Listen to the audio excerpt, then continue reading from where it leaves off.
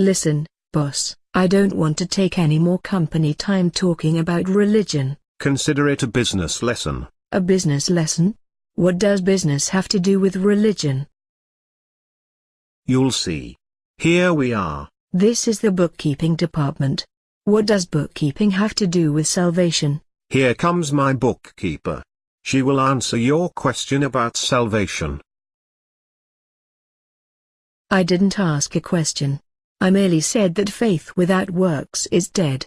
How is a bookkeeper going to add anything to a conversation about salvation? Our bookkeeper is not only a whiz with numbers, she's also an expert on Greek and Hebrew. You're not making any sense. Good morning, Chief.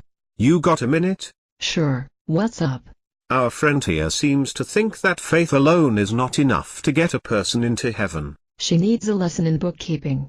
That's what I said. Is this whole company going nuts? Tell her what you told me. The language of salvation was written in bookkeeping language.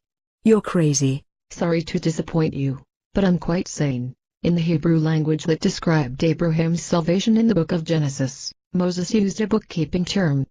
He did? Yes. I'll bet I know what it says. I'll bet it says that Abraham purchased his salvation. Or was salvation sold to him from God for good works? Sorry to disappoint you, but the language suggests neither a sale, nor a purchase, but a transfer of assets.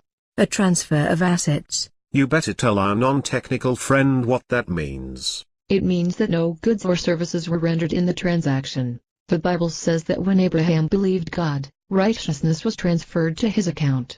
Come on.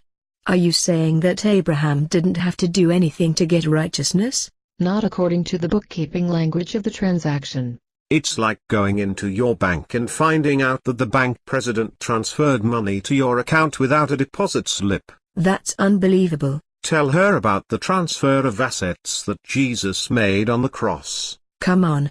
I may not know my Old Testament, but I know that Jesus never said anything about bookkeeping on the cross. No, but he did use a bookkeeping term. What bookkeeping term? Just before he died, Jesus said, tetelestai, which is the exact wording bookkeepers use to mark an invoice as paid in full. In other words, the creator of the universe, who credited Abraham's account with righteousness, now also does a transfer of assets into the accounts of everyone who believes.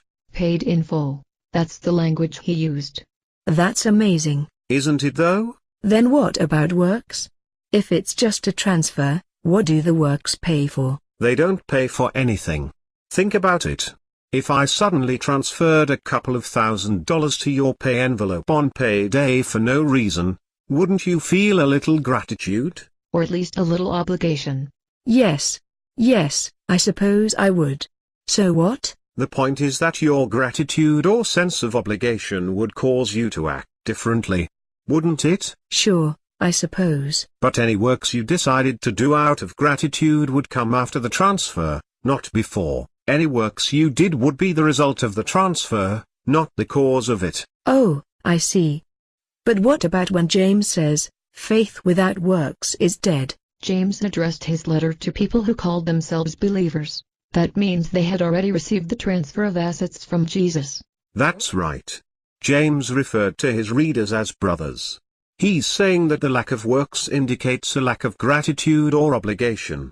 The point of his letter was to suggest that if a person has no sense of gratitude or obligation, perhaps he didn't receive the transfer of assets after all. Perhaps he should re-examine the depth of his belief. No belief, no transfer. Oh, I guess I've got the tail wagging the dog. That's what happens when you don't know about bookkeeping language. So, do you still think you can buy your salvation with works? No, of course not. But tell me more about all this money you're going to transfer to my pay envelope.